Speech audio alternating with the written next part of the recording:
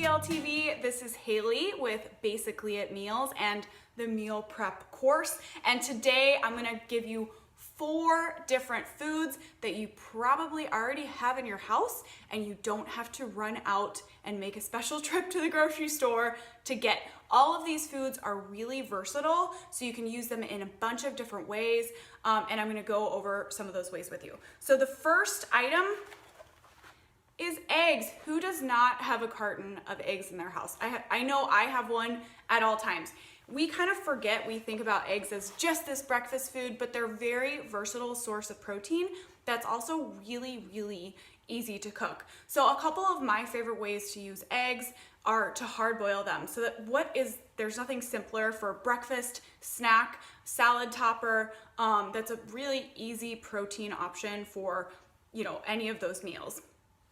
I also like to scramble my eggs with leftover veggies, a little bit of cheese for a really hearty omelet or just a hearty meal. This is perfect for breakfast or dinner. Breakfast for dinner, who doesn't love that? And it really is gonna only take you a matter of minutes. It's super simple, super nutritious, and comes together really quickly. And then the other way, I like to whisk up my eggs with a little bit of onion, maybe some ham or some vegetables, and bake them up in muffin tins. It just gives you a nice different texture. It's kind of like a quiche texture, and they're great for on the go. We might not be on the go right now, but it's, again, a super simple, made ahead of time breakfast, lunch, or snack. Next, my go-to, a can of tuna. I always have tuna lying around my house. So if I don't get my grocery shopping done, or if I don't want to go to the grocery store, this is going to be my option.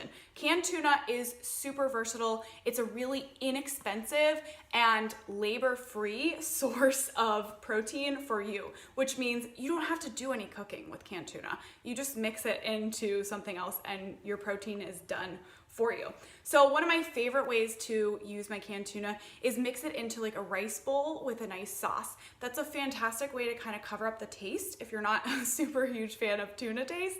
If you've got some rice and a really good sauce, you're not even gonna notice that the tuna's in there.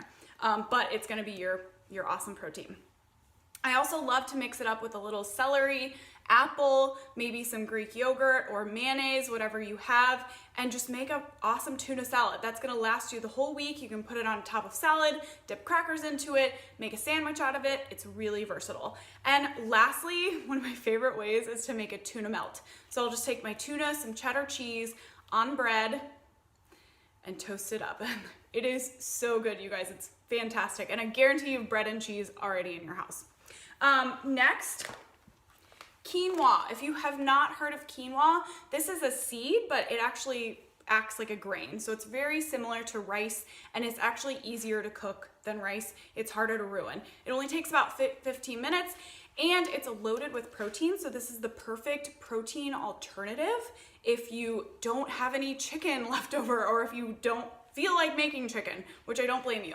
So I love to cook up a batch of quinoa at the beginning of the week and then add it to different things. So it's a fantastic addition to a salad. So, if you're making a big salad for lunch, this can be your protein, and it also gives it a nice different texture.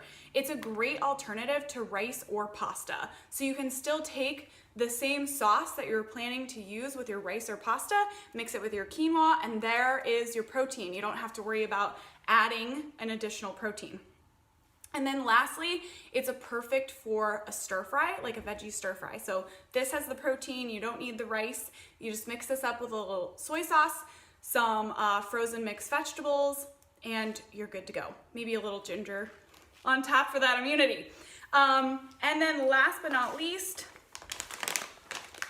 frozen veggies are a fantastic way to get vegetables into your diet, and you don't have to worry about them going bad in your refrigerator before you can eat them. So many different ways to use this. Roast them up, serve them as a side dish for dinner, kind of let them thaw out. They're pretty much already steamed when they thaw out, so you don't really have to do any cooking there.